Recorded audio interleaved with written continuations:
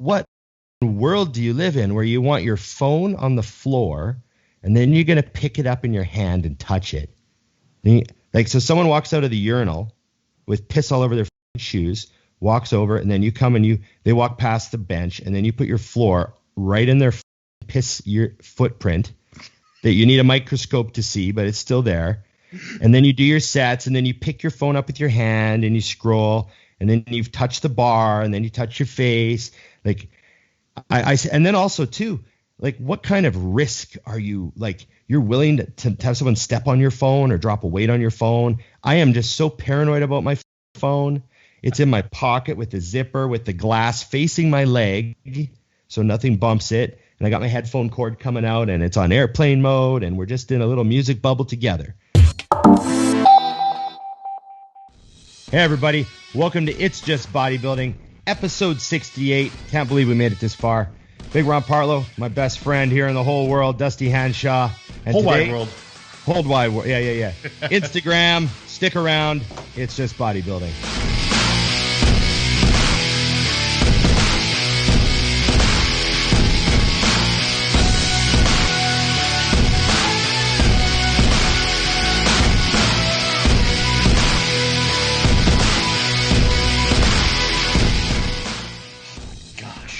I had a lot of fucking questions, Ron.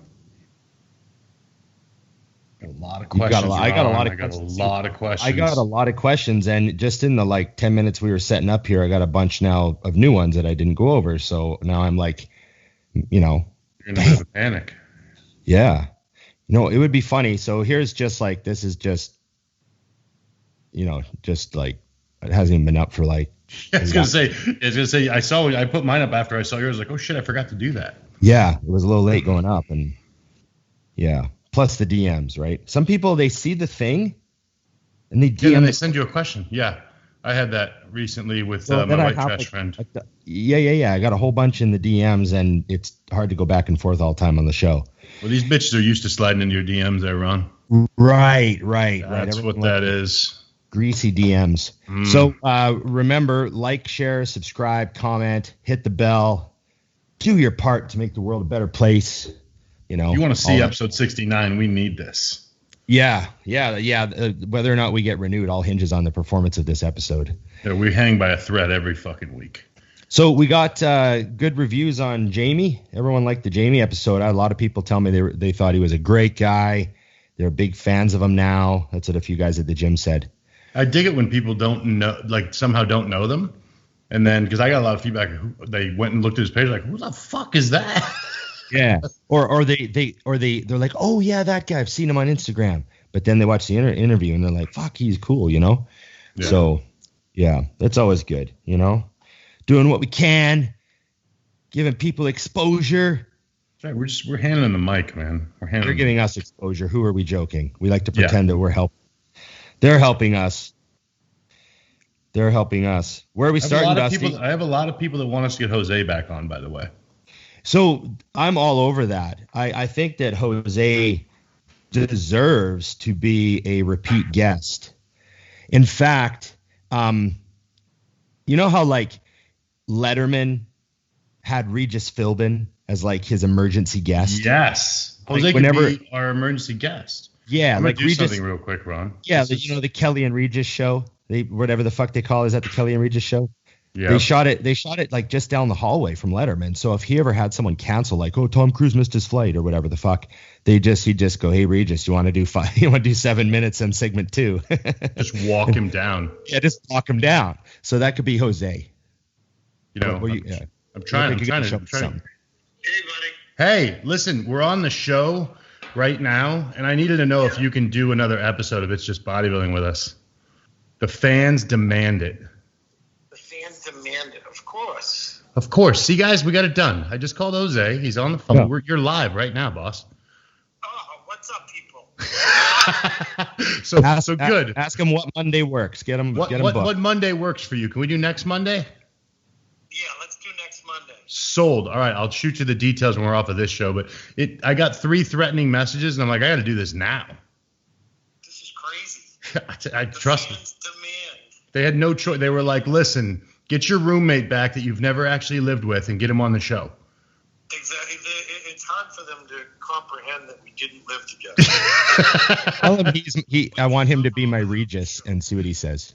Hey, listen, we want to utilize you as our Regis so that anytime we have a guest that maybe doesn't pull through, we're like, oh, fuck, we got to call Jose and get him in on a segment, you know?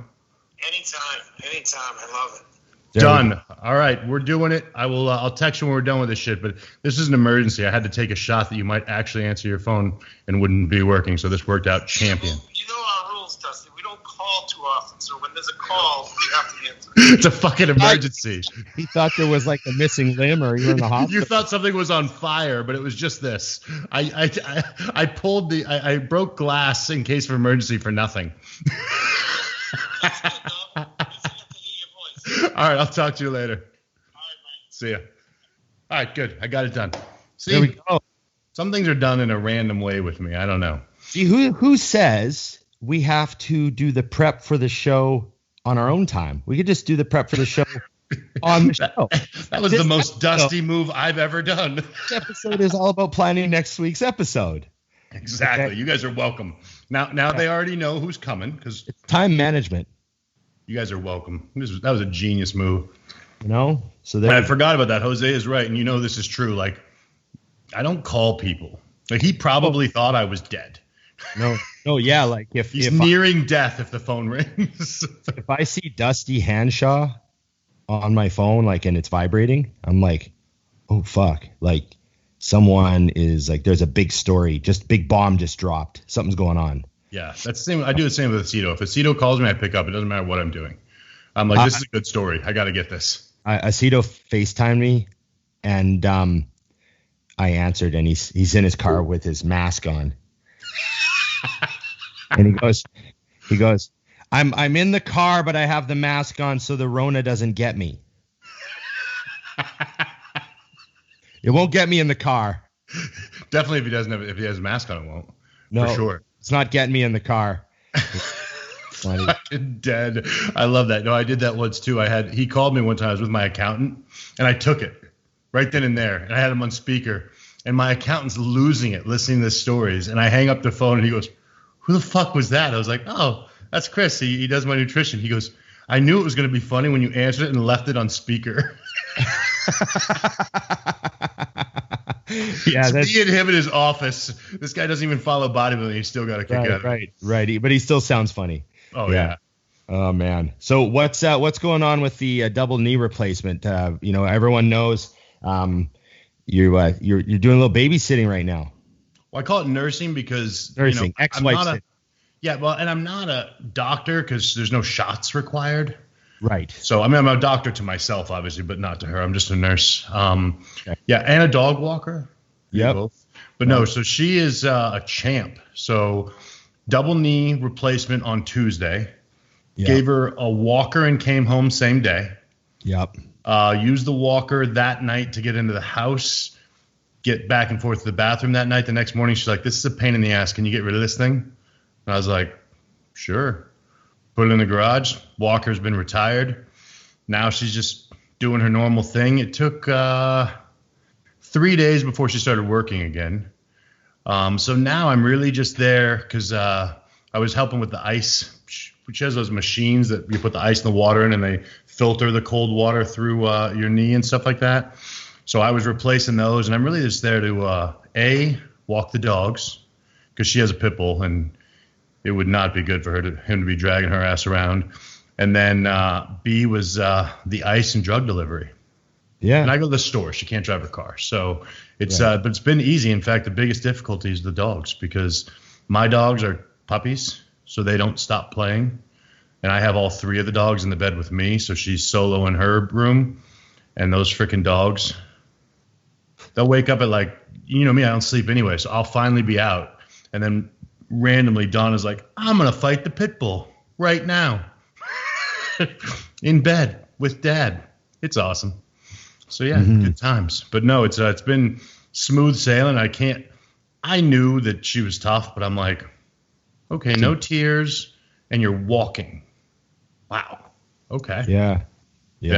It was that is definitely impressive. Interesting. Yeah, I would not be the same. I consider myself not nearly that tough. So how are the dogs getting along? You got the what? The 40-pound pit bull? He's 76 pounds. 76-pound pit bull. Yeah. And then your 2 small dogs. So how are they doing? But they're awesome. Well, they've so both of them, because we hang out all the time. So my dogs have known her since they were puppies. So he's good with them. If you heard them, you would think that dog's gonna eat those little bastards. But yeah, I'll send Scott. I actually have a video I'll send Scott to put in the episode to show.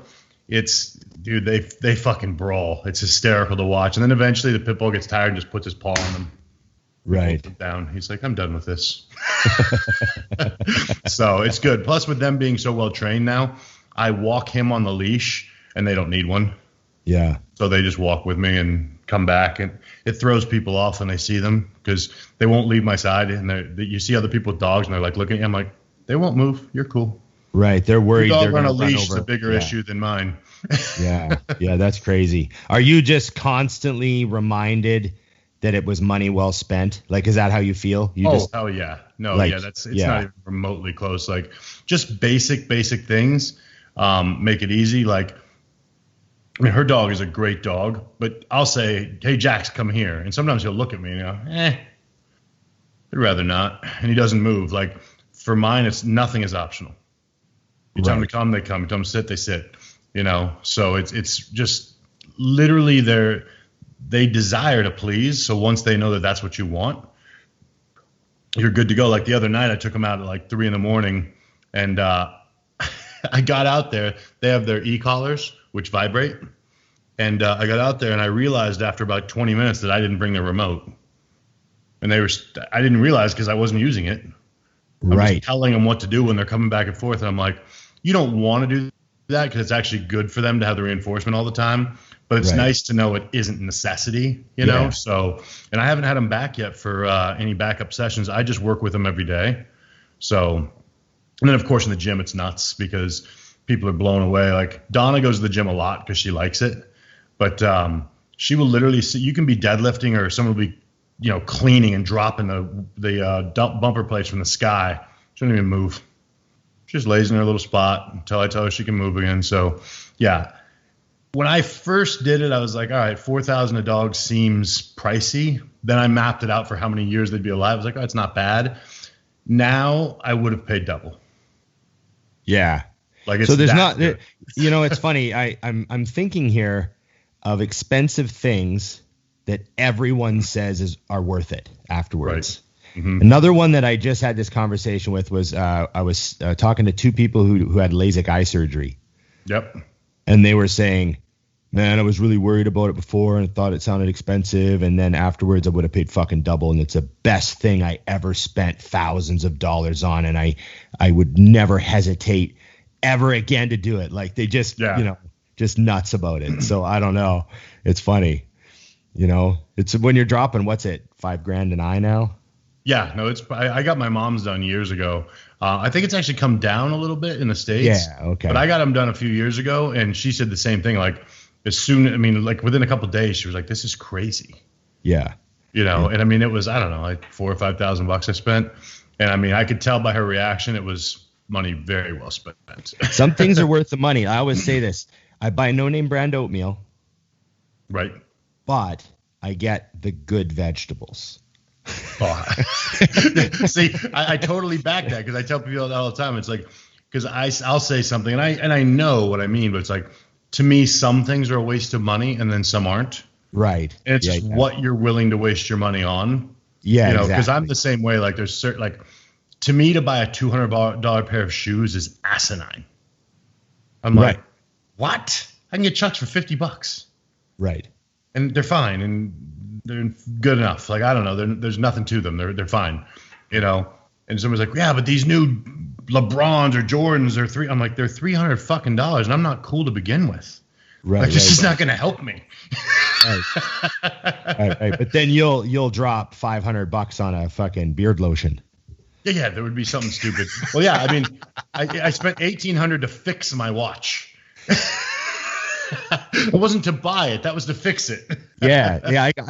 I got plenty of Farmer and Scotsman in me.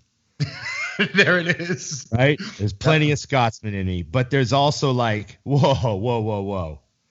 We're not poor. Yeah, Right. Sometimes you might think I am, though, when I buy I'm like, I remember the other day I went to the store. I was going to get some more craft dinner, my favorite. And they weren't on the usual sale, 10 for 10. They were $1.29 a piece. I'm like, fuck that. I didn't get them that day. I have to hold my ground. Who do you think I am?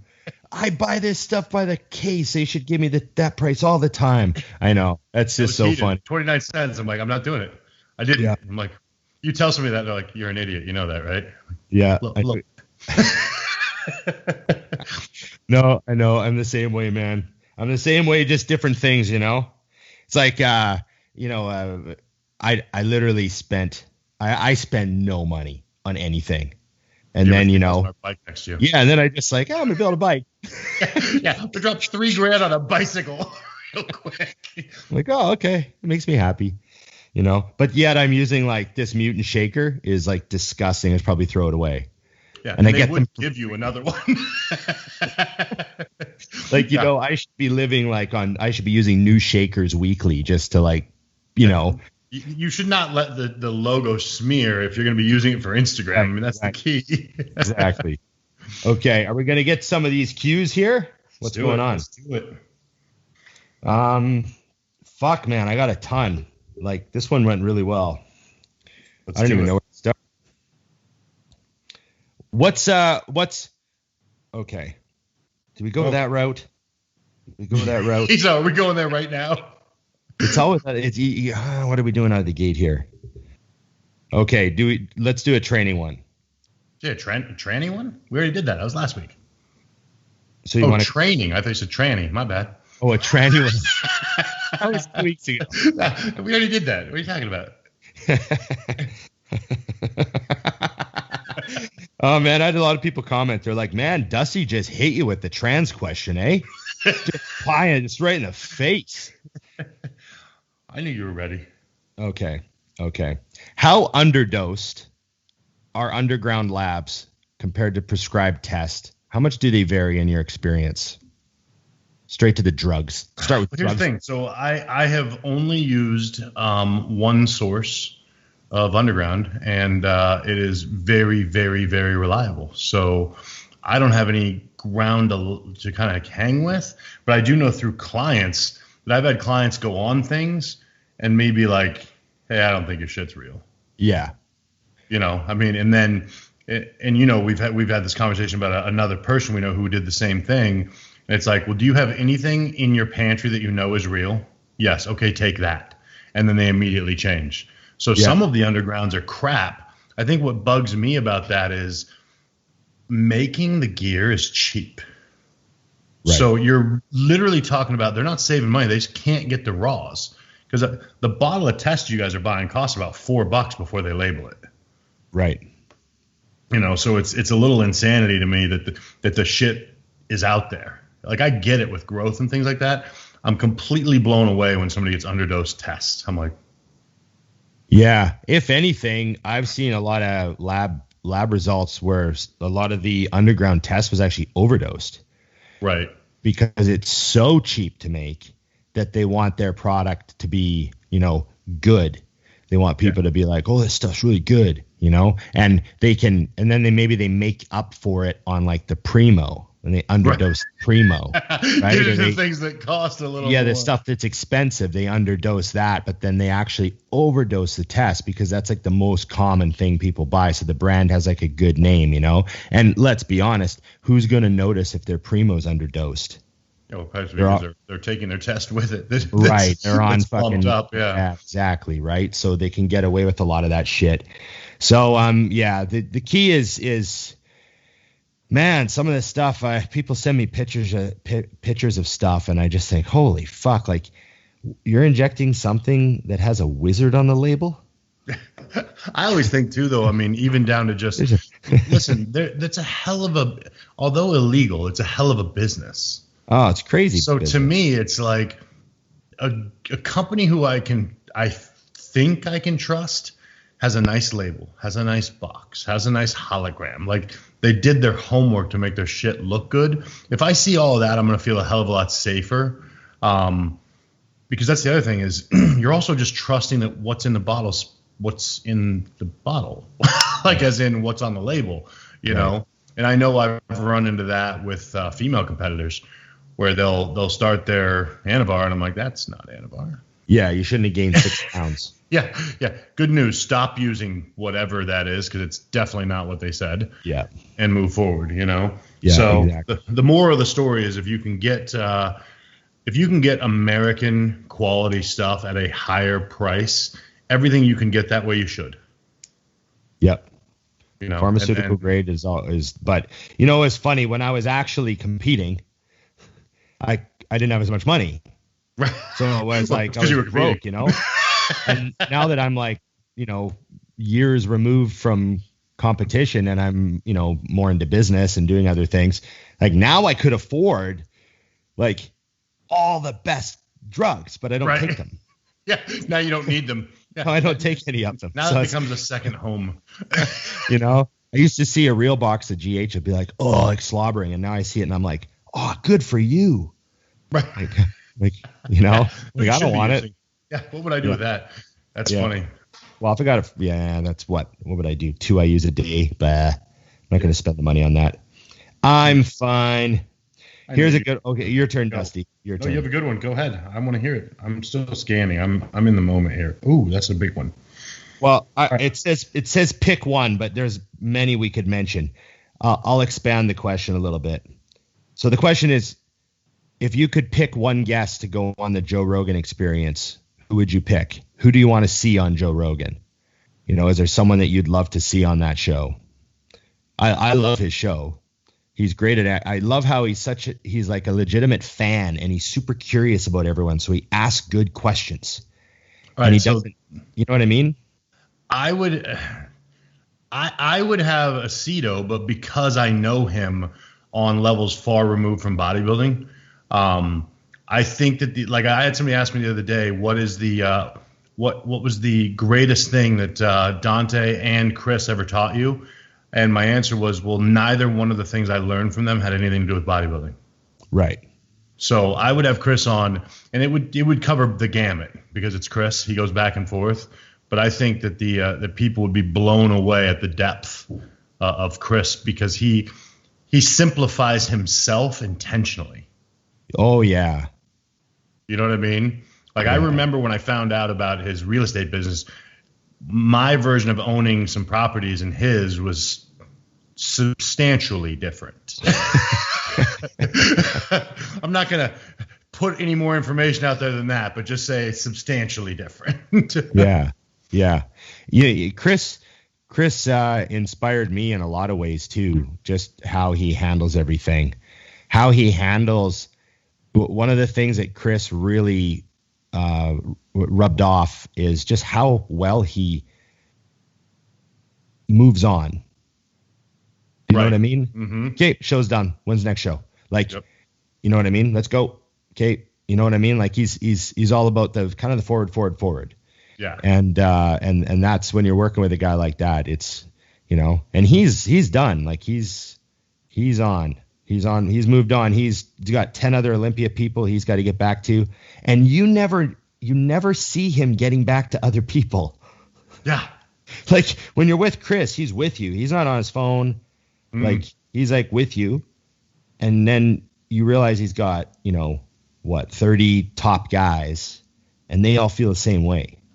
Yeah. So it's like crazy, time management, stuff like that. Pretty cool. Plus you remember this is his side gig. Yeah, that's the funny thing. He's like a full-time Olympia level prep coach who's part-time. Yeah, because he does. I mean, I asked him. I said, "Man, your wife must hate this shit, because she's gone and the kids are home." And he says, "No, this is what keeps her sane because it keeps me sane. This is my break from work." Yeah. And I'm like, "Oh, okay." Yeah, he legit works 18 hours a day. I bet. Oh yeah.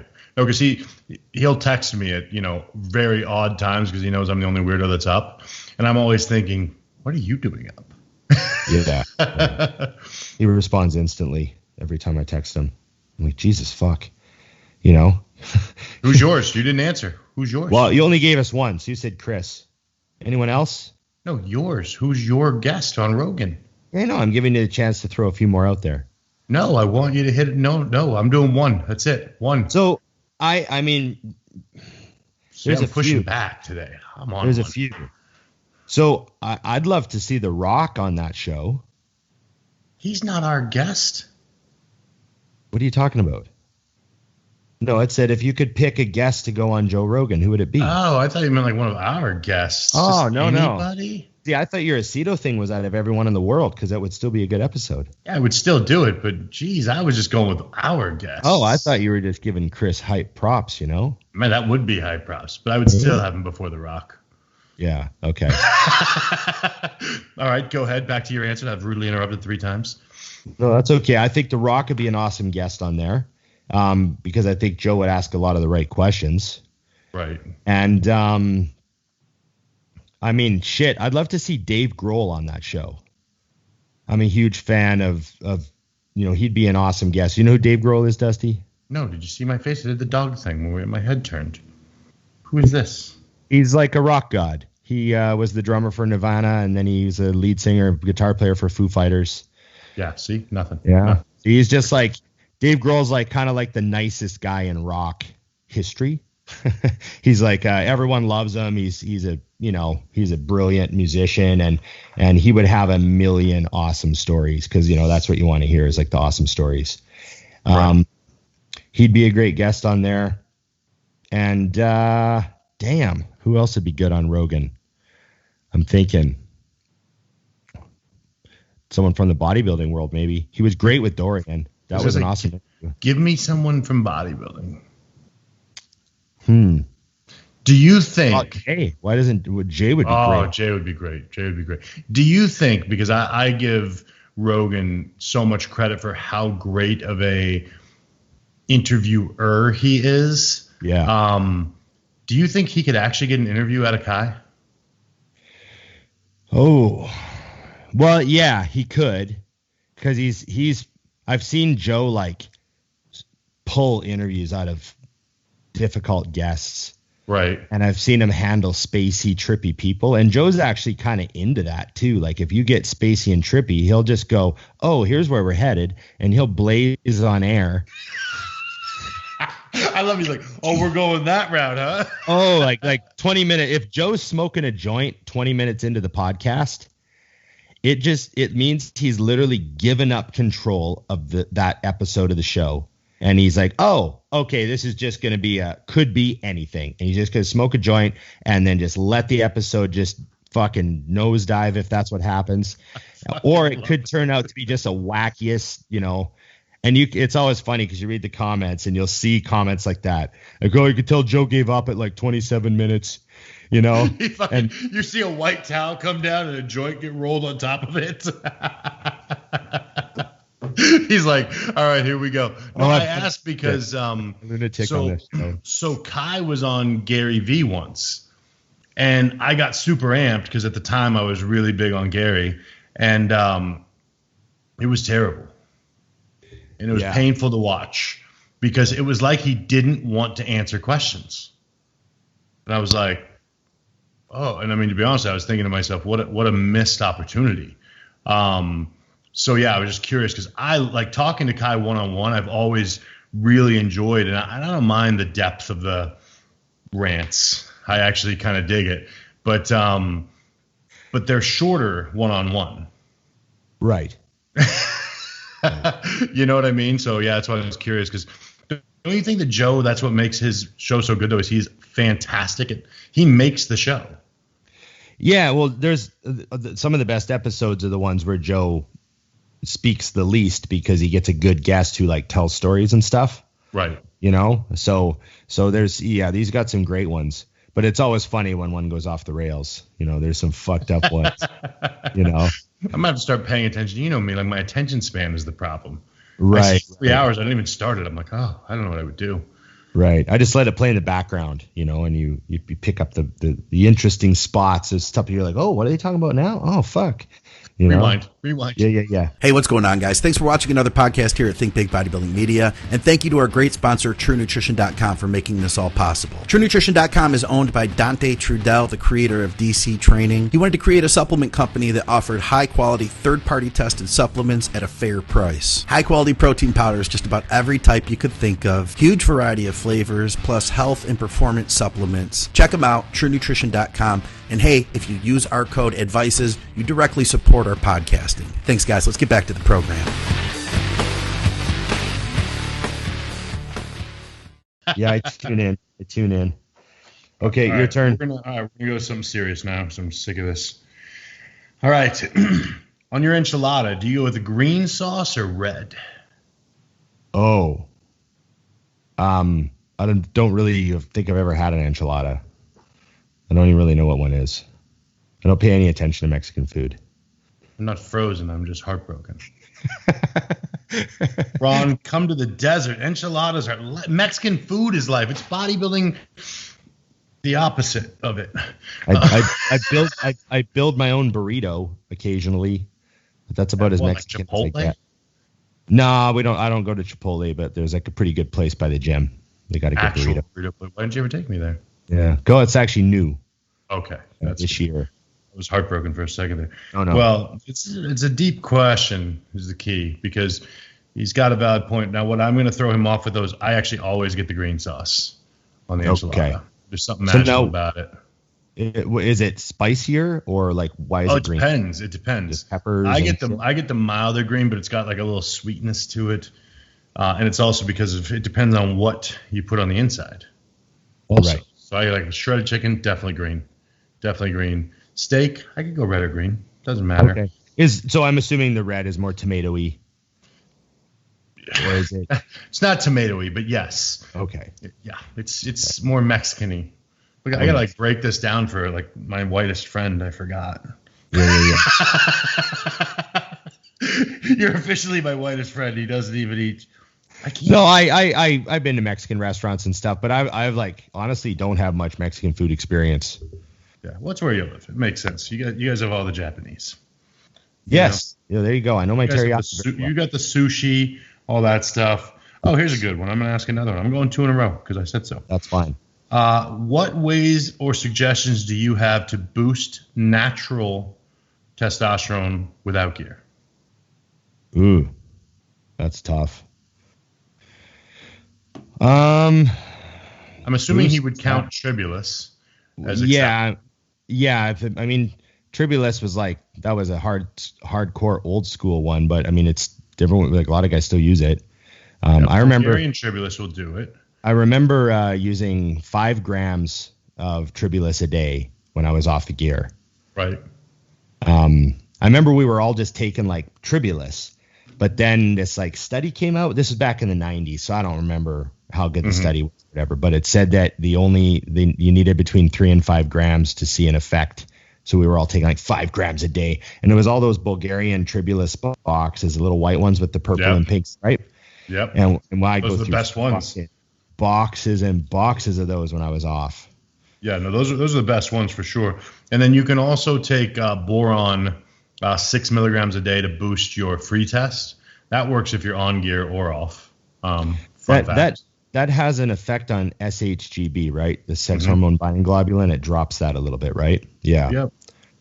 So good stuff. But those are the only 2 ways I can think about off the top of my head. I was also thinking like, if you don't eat, your diet can affect your testosterone too. Like guys that go too low of fat and don't get any, any cholesterol at all in their diet. Like, make sure you're getting the building blocks of the hormones, that sort of stuff.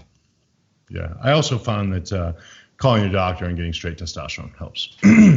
Doesn't answer the question at all, but fun fact. Oh man. Yeah. You're up. Okay. I'm up. Man, I got a lot of drug questions today. That's fine. Fuck it. Let's do them. Here's one for you. One for you because I know you're really into this shit.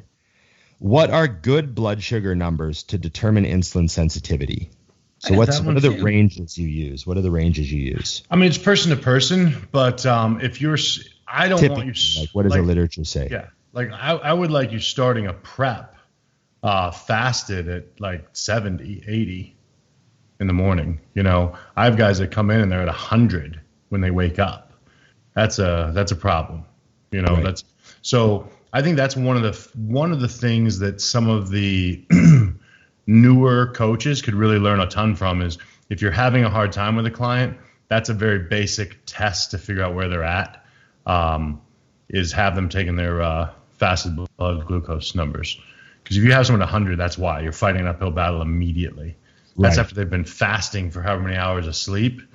You're in shit. I mean, and the other thing is, but also understand that those numbers move. For example, a friend of mine that just competed always had super low numbers, and he had retired from bodybuilding and came back.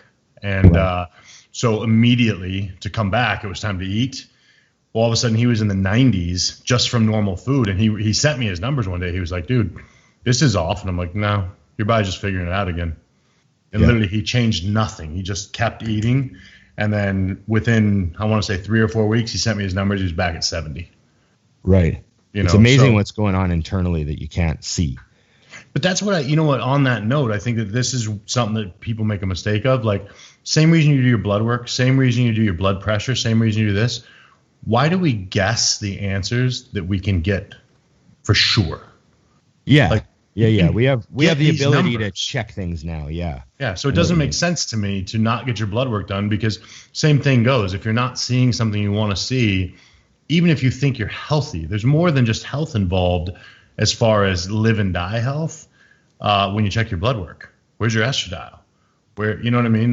Where's your, basically all hormones need to kind of be in line with each other, and guys will guess and just start manipulating things. I'm like, you do know for like $100 you could get a basic blood panel that would answer that for you. Right. See, I feel the need to check my blood sugar or my blood pressure often. Oh, for sure. I check my blood pressure a couple times a week, and I feel the urge to do it. Like, I really make sure, I really like seeing those consistent numbers. I'm like, bam, it's fucking nice and steady, So I know we have the ability to check this stuff now. Yeah, and it's not expensive, so do it. Here's one for you. Yes. What are your strongest 3 or 4 lifetime PRs that you're most proud of, that you'll be able to look back on and be like, fuck, I moved those weights? Okay. I actually answered this the other day in my Q&A, but that's okay. So far, I'll start with my least favorite, but I was super stoked on. I did 405 incline for 9 2 blasts ago. And for me, that's a ton. I'm a terrible presser. Right. So that was a grip for me, because prior to that, I want to say within a year of that, my peak would have been 4. Right. So it was the bump up that's been good. And on that note, this is something somebody asked me. Jordan Peters actually helped me, and now I'm going to dust that number here shortly. I was still rest pausing everything, and I was kind of stuck.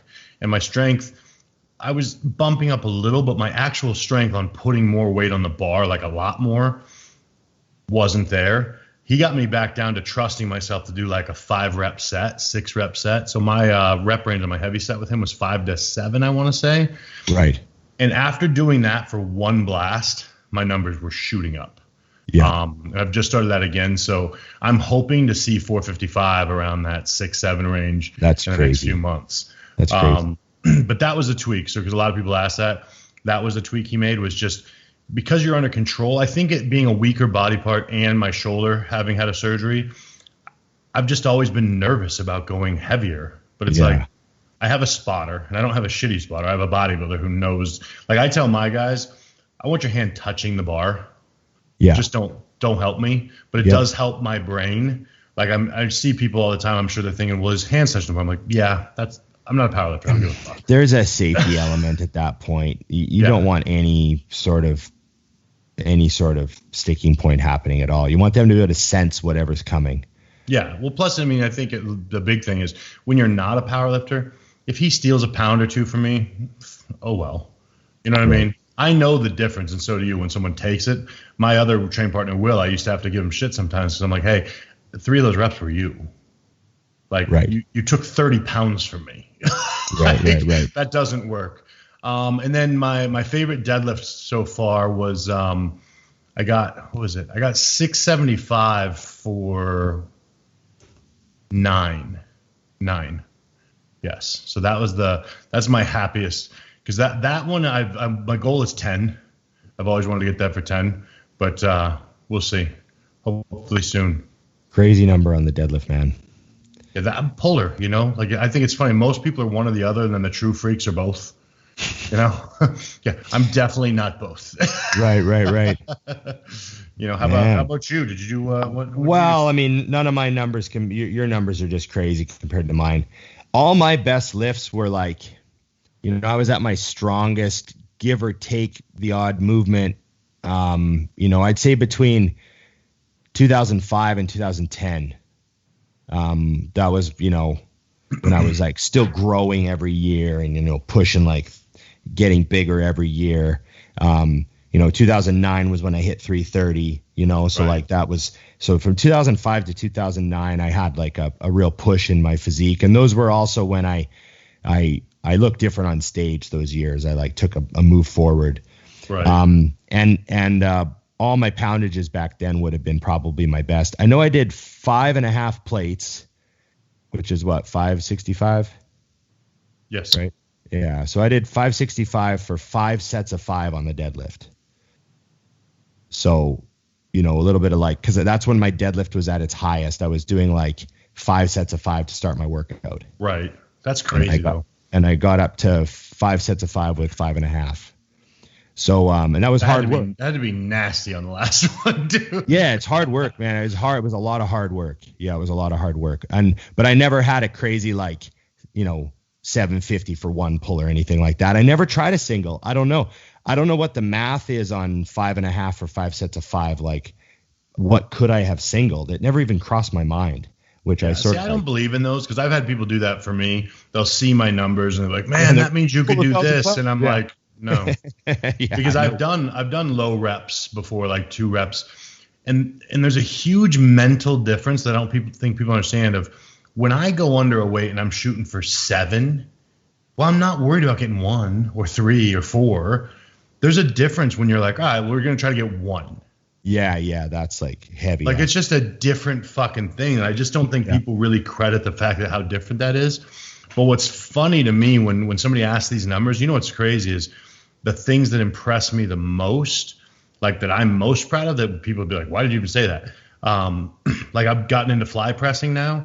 Right. And I did 135 the other day for 12. Yeah. And it's but the reason I like it so much is I feel it. Yeah. So, and I feel totally safe the whole time. I can dump it at any point. I'm never worried that like a freak incident's going to happen, but every rep I feel the fibers working. And the last rep, my training partner, Tommy's awesome. He gives me like, 7 ounces of help when necessary. Might bump up to 8 ounces. And I mean, I'll tell him, like, I'll finish a rep. I'm like, that last rep was like the first 4. You know what I'm saying? But those are the ones that I'm most excited about, is when I can feel it. That's why my squat numbers, they were strong. But I would never even talk about it because I didn't feel like they did shit for bodybuilding. I have wide hips. I have a huge ass. Like, yeah, I can power up a ton of squats. They were completely useless for my physique. Right. The people ask all the time, like, oh, you're not a good squatter. I'm like, I'm a great squatter. Right. It just doesn't help me. So I prefer to get on a Smith machine with 500 pounds and put my feet under me and just slowly grind them out. And I feel destroyed when I'm done. You know? Yeah. Yeah. I was never a great presser either. My best press of any kind would have been 170-pound dumbbells, because they were labeled 160s, but the handle wasn't included. Right. And it's a big long handle for the 160. So it's 170-pound dumbbells. And I did those on the incline for like 11 really great reps one day. And I got a spot on the 12th rep. Yeah. And meanwhile, your arms are only 7 inches longer than mine. Yeah. And that was like, I remember it was one of those sets that I popped it off. And then when I dropped the dumbbells, I was like, oh, fuck, that was like a 5 rep PR. Right. And then I never And that was at my peak body weight, and then I never moved those for that many reps again. That was like the strongest ever I was on the incline.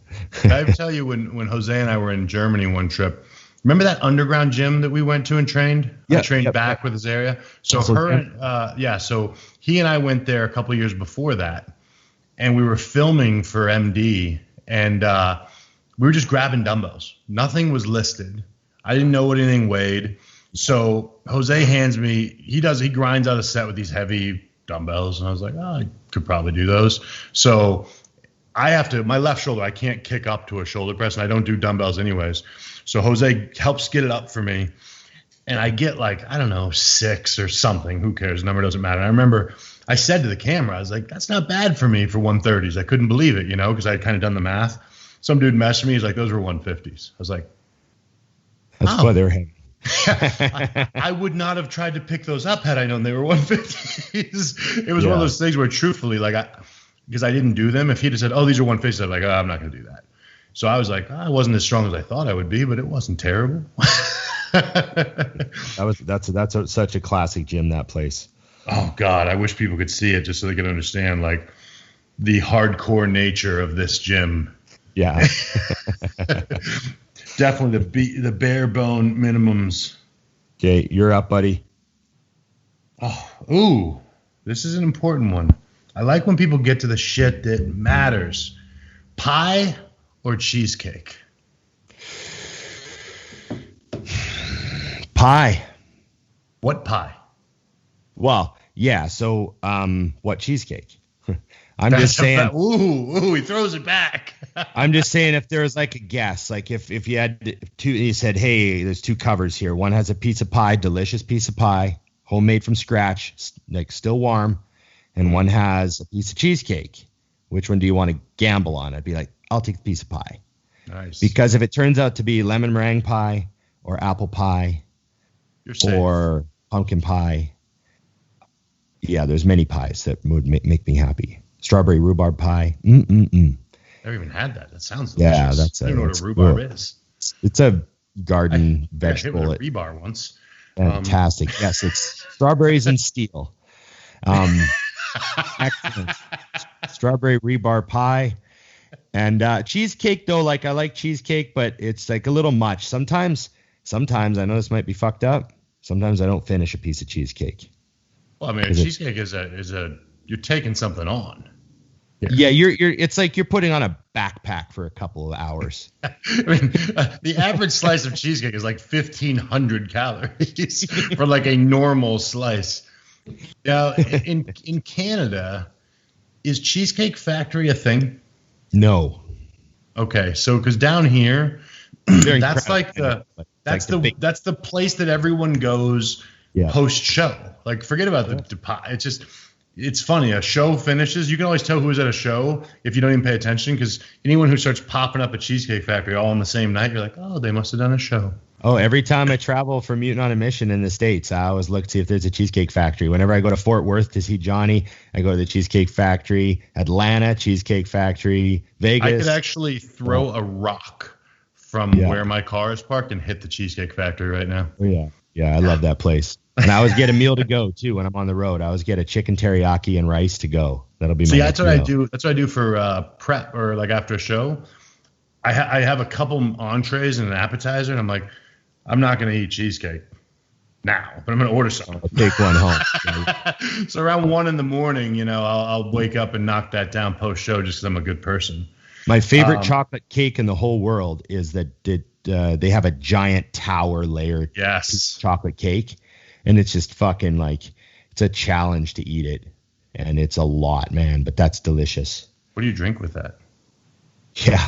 And that's a big question. You need a gallon of water. Yeah, literally. You're like, set me up here, would you? Yes. Oh, that's a good answer. I'm going to give you that one. See, I'm getting all the best questions. Ron, is one box of Kraft mac and cheese enough for you in one sitting? I don't eat Kraft mac and cheese. I think it's disgusting. I know. See, that's why I threw you off, because I remember you answered that the other day. I almost deleted your phone number. I was like, I don't know if I can be around. I'll leave that to you. I would save it and give it to you next time you come up as a gift. See, that's a giver. That's a gift. Especially since they tried to rob me for that 29 cents llast time. Yes, some Canadian craft dinner. You know what? I'd love to just to see if there's a formula difference. Like if you taste our mac and cheese, you're like, yeah, there's a little more salt up here in Canada. Yeah, but what's funny? Because I call it craft dinner. I guess it's because I played hockey my whole life. I guess that's only what they call it in Canada. People are like, oh, you can tell you're Canadian. I'm like, I'm not Canadian. Oh, okay. See, what I thought was that Kraft Dinner was a brand. That's Kraft's version. And then there would be like 10 other brands of mac and cheese. Oh, it is the brand, but it's the brand. Like the brand, yeah. I had somebody try to, I've had multiple people, Velveeta is so much better. I'm like, hey, listen, I was born white trash. We eat Kraft Dinner. We don't get this fancy shit with actual cheese. I want powdered cancer that looks like cheese, okay? That's what I'm looking for here. I want it to look like a 4th grade science experiment, like all the different things in packages and just dump them in water. Yeah, don't pull this shit on me of fancy health. I want it processed top to bottom when I'm eating this shit. Right. 100% synthetic meal for the 100% synthetic physique. See? Now that makes sense, and I just made a T-shirt. Good job. Okay, here's one. One person that you would like to break bread with, dead or alive, not family. That's the question. Sit down and have dinner with somebody, dead or alive. Anyone I want. You see how I really try to think this? And I know you already have an answer because you're a genius with these. No, man, it's a good one. This makes me think often. I ponder this question often. It's an opportunity to learn from someone from history or just be radically entertained by someone from history. Okay, so here's the deal. And I'm going to give an answer, but it doesn't have to actually be this person. But I would like to sit down with, say, what was his name? Shit. Did you ever see the movie American Gangster? Yep. The guy who created that drug ring, the main character. Oh, okay. So the guy that Denzel plays? Yes, him. Or someone like him. Or like the mobsters that started the original casinos. And because here's the thing, like when I look at, true story, everyone I know that's great at business was doing some sort of shady shit when they were younger. It's just a fact because that's the way your brain works. And you can't, when you're 12, you can't necessarily open up a business. But the thing is when someone creates, for example, that show, there was a need for a higher quality drug. And I get asked this all the time. What's a great way to, what's the best way to know you're going to have a successful business? It's solve a problem. Right. So this guy solved the problem of how to get the greatest business, and he cut out all the middleman that both drove his price up and cut his product quality down. So I'm fascinated by that kind of stuff. That's the shit in business that I just lose my mind with. But I don't want to go talk to some tool that's, I don't want to talk to Bezos. I want to talk to a drug dealer or a kingpin or because it is a little different. It's both are just as shady, whether people want to know it or not. But yeah, that would be who I would sit with because these people have to think so far out of the box. I'm fascinated with the fact that, have you ever noticed that all this shit and all these COVID restrictions, drugs haven't slowed down? Yeah. Yeah. Because all the things that slow them down are already paid for. Yeah. Think about that. Truthfully, drugs and things like that, illegal things haven't slowed during COVID. So I'm just fascinated with the fact that they have so many loose ends to tie up, so many people to pay off. I don't know. It'd just be fun to hear how they built their little enterprise. Ah, fascinating. I lost 7,000 friends just now. No, it's business. It's like this kind of opportunity to see into the, I don't know. That's an interesting side of civilization. All the mob documentaries on. Well, look at Vegas. On all Netflix the government detained and jailed people for doing that and then stole the idea. Yeah. Have you seen the 76 or the 75th, whatever the precinct is? They did that documentary on. No. That's fantastic. Anyone that's on, I think it's still on Netflix, but you got to check it out. Well, you got to make sure you get the name right. For me. Yeah, let me just check.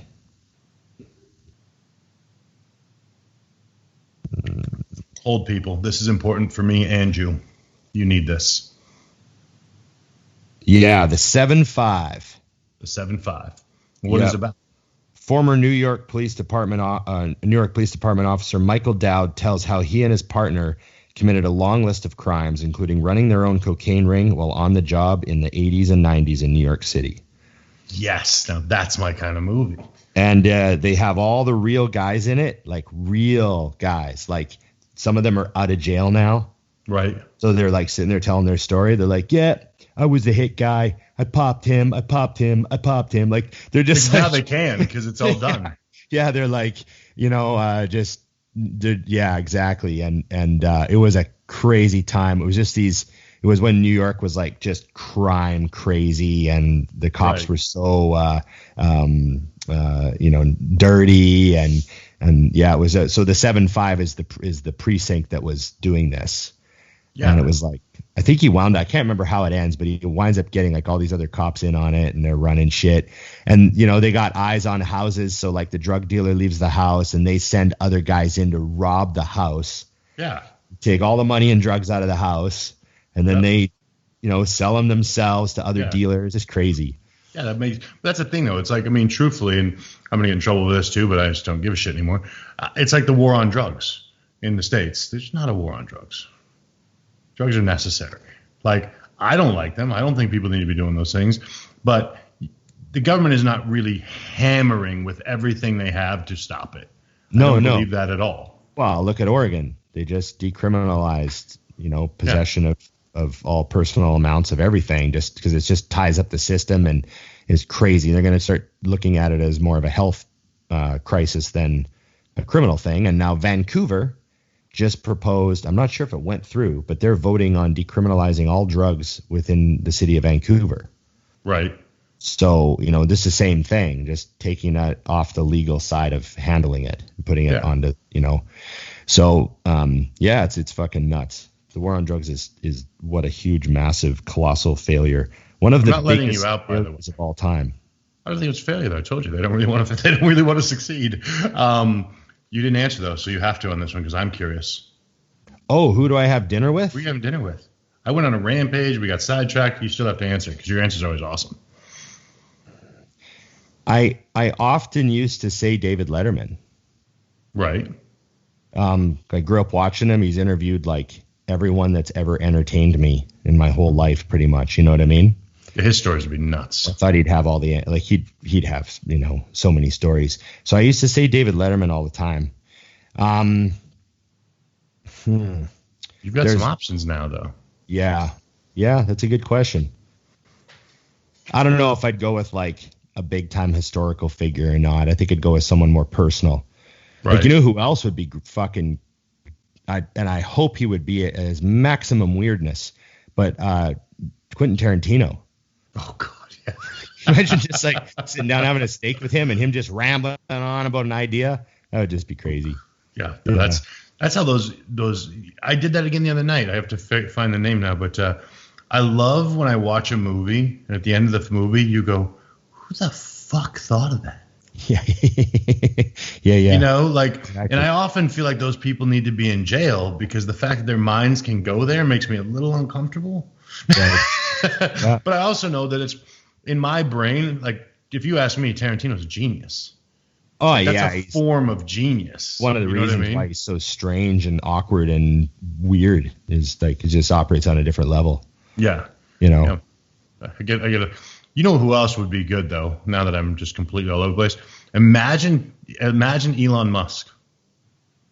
Yeah, I found another podcast interview with him that I just watched the other day. Yeah. And he's great, man. He's interesting. What did the guy say? The guy said, "Do you think it's inevitable that AI becomes smart enough that it's a danger to humanity?" And he didn't even hesitate. He goes, "Absolutely. There's no question. That would be the end result. We have to be very careful. They're already moving too quickly." Like kind of what he said on Rogan, but he was even more like, "Oh yeah, this is no longer a joke." I think everybody sees that now, though. Like, when you do things, like I love when I get in my car and it knows what time it is. My car goes, "It'll be 17 minutes to get to the gym," and I'm like, Yeah. I didn't tell you I was going to the gym. I mean, I am, but this is awkward. And I've never asked for directions to the gym. I've never, you know what I mean? Like, I've always known where my gym is. So it's like those little basic things. And everyone knows, like, if I send you a link and you click it, that's obvious. But something like that, I'm like, what? Yeah. Huh, okay. I didn't ask, but thanks. I'm still late, so fuck it. No, the reason I think it would be great to sit down with him, though, is because I literally think I have the most simple mind in the world, and then his is the other end of the spectrum, so it'd be cool to see if I could even keep up. Oh, you could keep up. I'm like, what are we talking about again? Yeah. I, too, like bread with Splenda. Let's see here. Oh. I'd take him deep with stuff like that. Put Splenda on your toast? Yeah. Could you imagine he would just freeze? He wouldn't know what to do. Okay, here we go. What is one thing that you know? Okay, he wrote this backwards. I got to read it. Okay, what is one thing that you know now that you wish you knew when you first started lifting?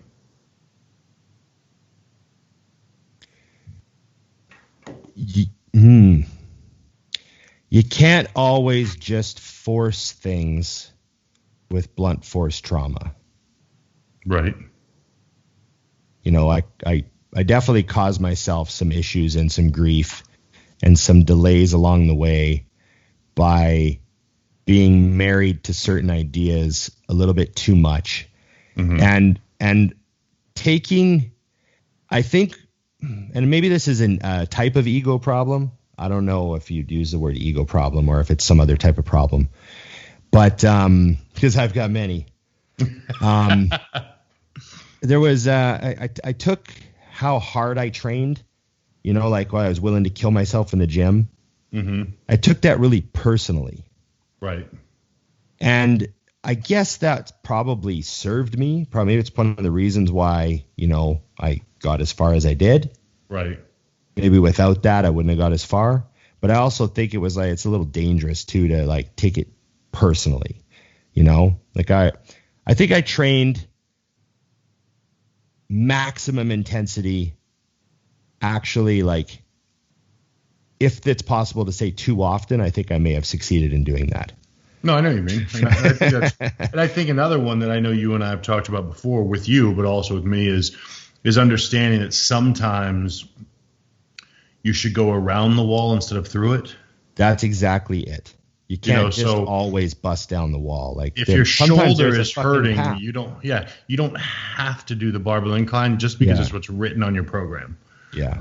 Because I know that's something I did for a long time as well. It was like I would feel off squatting, something's a little off, and I wouldn't walk away from it. I would just be like, well, I got to beat 675 today, so let's do this. Yeah. You know, and fortunately, I survived that without anything terrible.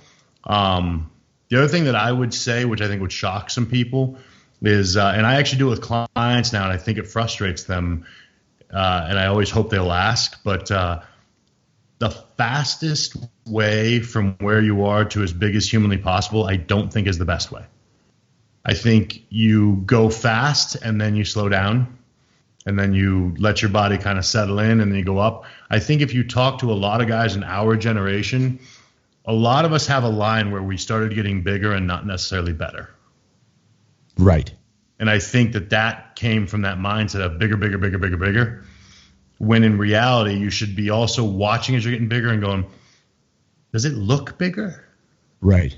Like all the way around, because I look bigger in a t-shirt for sure. But I think if I could have kept my waistline where it was 20 pounds ago and gotten here 3 years later, I'd look fucking enormous. Right. I know what you mean. What I'm saying? Because the overall look is different. So yeah, I think and that's something that I do with clients. I tell them now, all right, I'm slowing you down a bit because I don't want to lose sight of those things. And I'll see it. I'll see the midsection start to change or something around those lines. And as much as everyone wants to make it about growth, it's about food. Right. It's jamming the food. And that's why I've implemented fasting and different things like that now is I'm kind of reversing mistakes. Hopefully we'll see how it works. Right. You know? Yeah. I find that's, well, this show and all of our friends, that's sort of one of the probably most common answers to that question You know, it's just, you know, they say the definition of insanity is doing the same thing over and expecting a different result. Yep. And I think that every single bodybuilder does a bit of that. For sure. Yeah, that's a very common thing, probably because all bodybuilders are maybe a little bit insane. So for sure, there's a little bit of that in us. Good ones. But I did a lot of that. Like, I'm just going to keep squatting 5 plates until I fucking bust through and my legs get bigger. And I would measure them and squat 5 plates, measure them, squat 5 plates, measure them, squat 5 plates, you know? And it's like, fuck, I can't get them to grow. When, you know, maybe I should have been doing rest pause sets, or maybe I should have been doing some clusters, or maybe I should have been changing up my exercises, or maybe I should have been doing squats last instead, you know? So I just remember, like, I spent many, many years in my youth, just like I say, you know, blunt force trauma, just smash, you know? Yeah. And that's because that's what you should be doing in the beginning, though. It's that's where things are tricky too. And I know you've had this. I had someone ask recently, why is it if this type of training, like push-pull legs, is the best way to put on size, why is that not exactly what you do anymore? And I'm like, well, that's not the only goal anymore. Right. But if I could go back to the beginning, to be honest with you, if I could go back to my beginning in bodybuilding, I would have thrown away all of the bullshit. And I would have been like, that's a bar, you're going to curl it. That's a bar, you're going to press it. That's a bar, you're going to squat it. That's a bar, you're going to deadlift it. And that's what you're going to do for the next 3 years. Right. And once you have built a massive pile of something, now that's a cable crossover. Right. Well, I guess I was kind of lucky because where the gym I started in and the people that kind of told me what to do, I was sort of surrounded by like a lot of old schoolers. Right. So it was, and then, you know, right off the bat, Dorian was my first like kind of role model. Like within a year of starting to lift, he was like on the scene. Right. And so I kind of like luckily goes right down to like, you know, bare basics at an early point, which really helped. Really helped, you know. We were fortunate because of where we were at though. Like look now at when they jump online and all of the people putting out content are putting out so much shit. Yeah. That's not really made for them. Or I'll be honest with you, like I was laughing because when I was doing the 2-a-days, I was just doing a lot of weird shit because I was letting my body rest. As weird as that sounds, doing a 2-a-days, I wasn't. Well, you know what else, Dusty? You are allowed to have fun and try new things. Yeah. Well, that's the thing though. So when I put them in, people were fascinated by them. Right. You never talk about this stuff. You never, and I'm like, well, that's not what built me. Yeah. You know, yeah, and it's funny because when I went to a gym, I was telling Tommy this the other day, I went to Gilbert Gold's. We happened to train there. It's now an EOS, but it's the first gym I was becoming a bodybuilder at. And there were 2 guys I used to watch in the gym. And what I would do is I'd go to the gym on Monday and I would literally write down everything they did. And then I would do that on Tuesday. Right. That's what I would do every freaking week. And that's how I learned how to bodybuild. And then if I didn't know, I'd walk right up. How many sets did you do that? They knew. Yeah. And they'd be like, this kid is paying attention. You know, but now I see kids, I'm over here doing an incline barbell press. You walk over and tell me you want to be like me. And then you're sideways on a goddamn hammer press doing one arm with 36 pounds. And I'm like, what are you doing? I had a funny question last week on my stories. It was, well, not funny question, but it was about exercise selection and stuff. And it was the old thing, like efficiency is so important.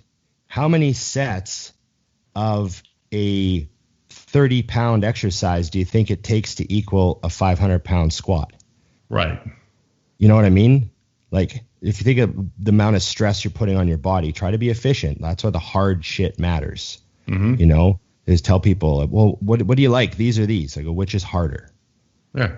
They're like, oh, well, those. Okay, we'll do those, you know, obviously. And then I also tell people like what I do now as far as split, rest days, all that stuff, how many sets I do, what I perform, all has to do with like joint integrity and recovery and why is different. Yeah. Management of all this other stuff. Right. So yeah, it's changes as you go, but I think bottom line, I would have kept my head on a bit of a swivel more when I was younger. Right. Yeah, for because sure. if you don't look around, you don't see that there's a door. If you're smashing your head against the wall, and if you just fucking turn your head and look around, there's a fucking door. That's what. Hey, that door is open. Wait a minute. Yeah. Okay, your turn. Yes. Let's see here. Wow, I just keep getting more. So now I'm trying to make sure I get the good ones. Da, da, da, da, da, da. I have one lined up. Go. What do you hate the most in life? That's all the question is. Oh my God, that's a tough one for Are me. they looking for like a concept, like hypocrisy? I was gonna say, because here goes me with the same answer: people who chew loud. Now, Gerard, give your life-changing death moment. But yes, things that I hate is People smashing anything. Oh my Right. God, I can't. I'll say it though. That's the only thing. I can't. I literally are you fucking serious? Don't do that. No. Yeah. You don't even know that person. No, I don't. But COVID or not, 6 feet or not, I hear that shit. You know what I can't handle? Hmm. I just think they're crazy. Like crazy people. People who just put their phone on the floor of the gym. Yes. What kind This makes of me psycho so happy. are you? What fucking world do you live in where you want your phone on the floor and then you're going to pick it up in your hand and touch it? So someone walks out of the urinal with piss all over their fucking shoes, walks over, and then you come and they walk past the bench, and then you put your floor right in their fucking your footprint that you need a microscope to see, but it's still there. And then you do your sets, and then you pick your phone up with your hand and you scroll, and then you've touched the bar, and then you touch your face. And then also too, what kind of risk are you you're willing to have someone step on your phone or drop a weight on your phone? I am just so paranoid about my fucking phone. It's in my pocket with the zipper, with the glass facing my leg so nothing bumps it. And I got my headphone cord coming out and it's on airplane mode and we're just in a little music bubble together. No one's touching it. No one's touching my fucking phone. I want this to be its own segment. I don't even want there to be a show anymore. My phone is not touching anything. I'm not putting my phone on a bench. I'm not putting my phone fucking anywhere.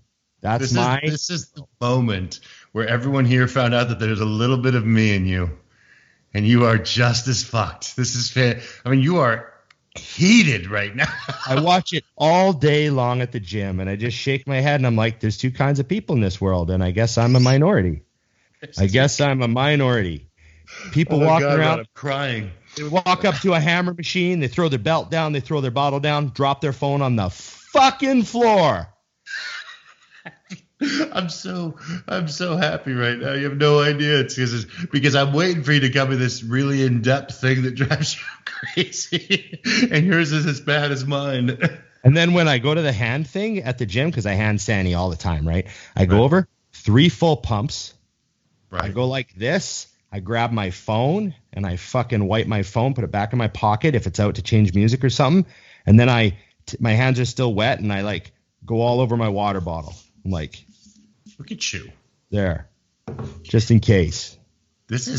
I'm learning from you right now. And that's not a COVID thing. This has nothing to do with COVID. Back in February, people dropping their phones on the floor. Still. Mind blown.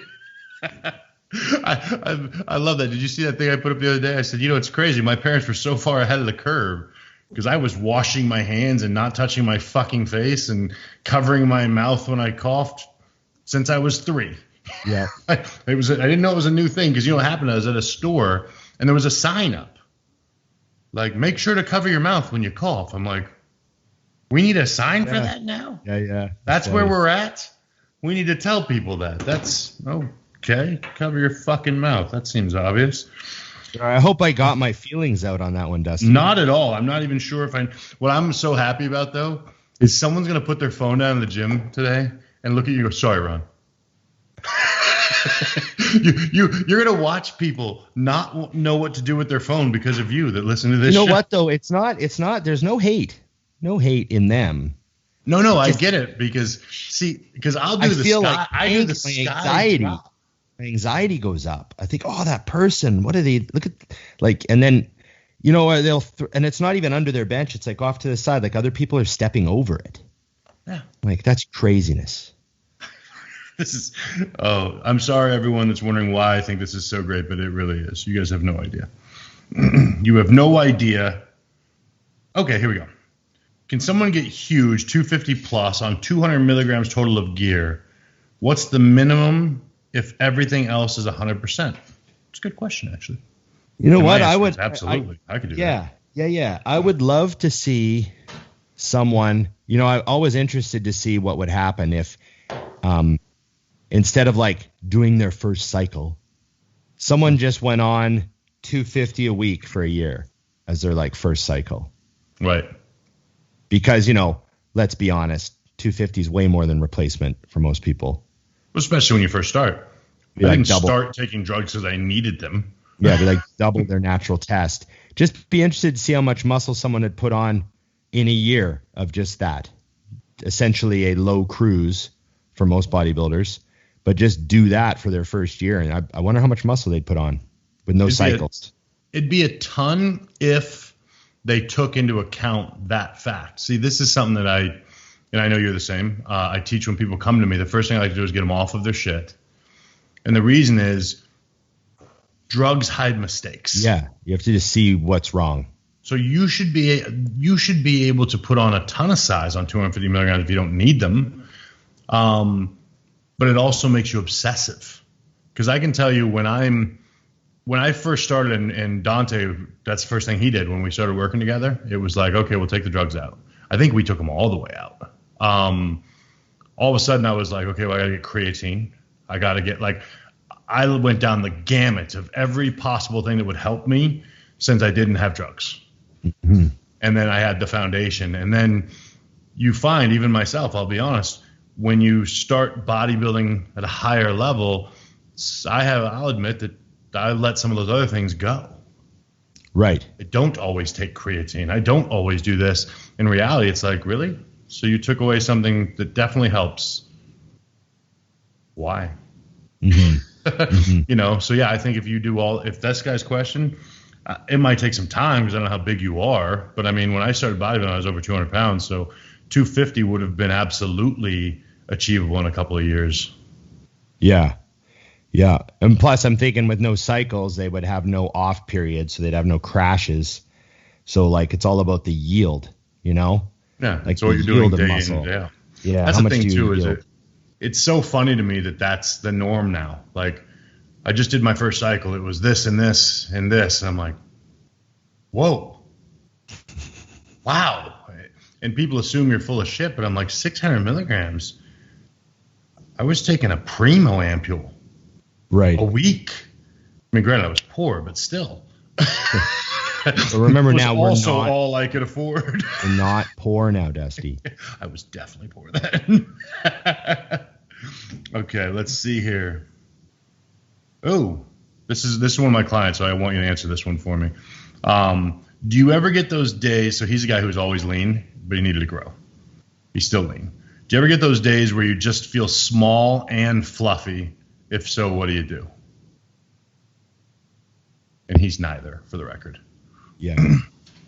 No, I mean, the worst I ever would feel would be like a little flat or a little watery, but I never used the word fluffy in regards to my own body ever once, ever. That was it. I'm a guy. I don't say fluffy. Sorry, Josh. Yeah. No, I mean, obviously there's days that, you know, right now with how I eat, things are different now because I expect to be lighter by Friday. So every week, like at the end of every week, I'm always light. Mm-hmm. And so I feel a little flat.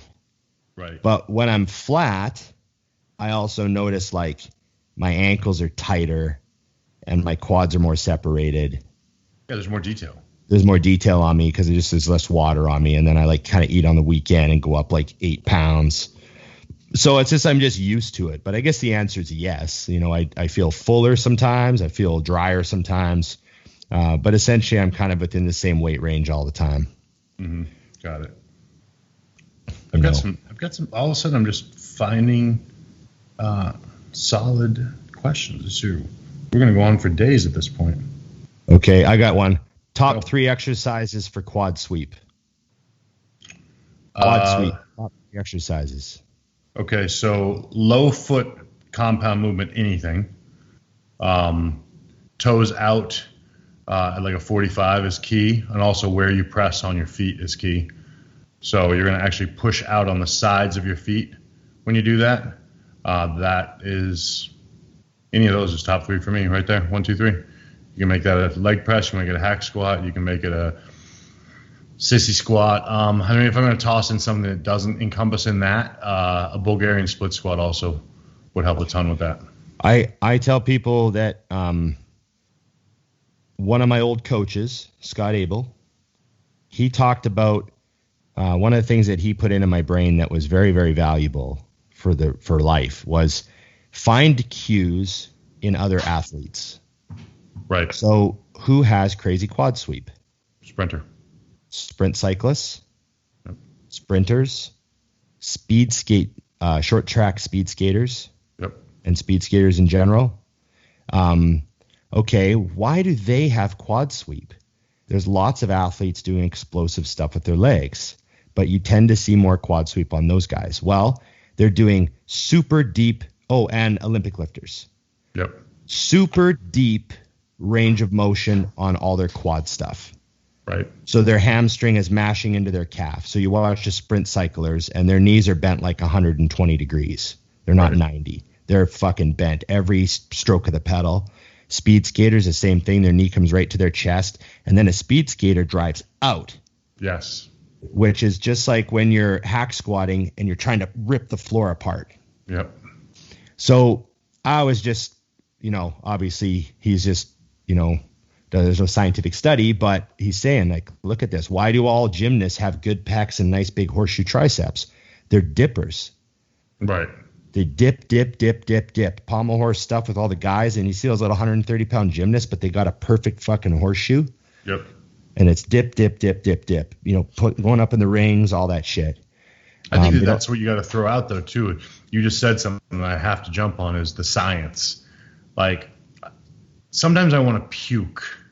Yeah, well, there's no room for a study like that. No one gives a shit. No one's going to fund a quad sweep study on Olympic athletes. But just hey, go we're with not the obvious information. Exactly. Like just see it. If you see the Olympic athletes arrive at the airport and they all come off the plane with shorts on, you could pick the speed skaters and the sprinters next to the long distance runners. The guys from Kenya get off the plane and they're running fucking marathons.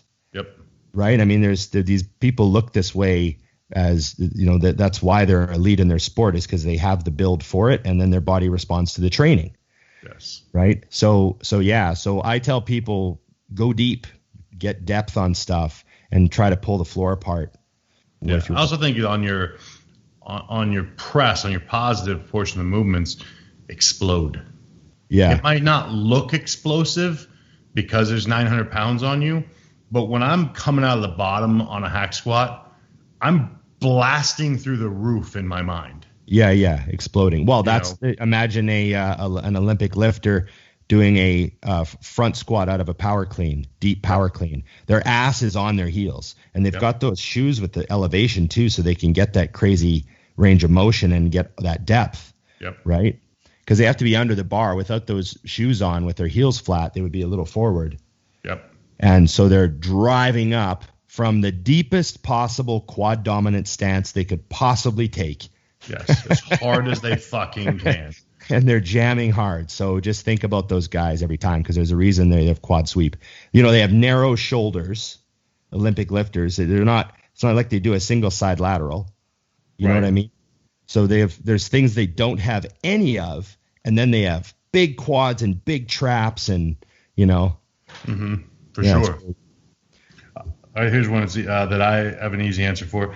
Most times I second guess my form, never good enough. How do I stop second guessing myself? take some videos. Bam. Check your form. Like, take video your stuff and see what it looks like. I mean, I still video the odd set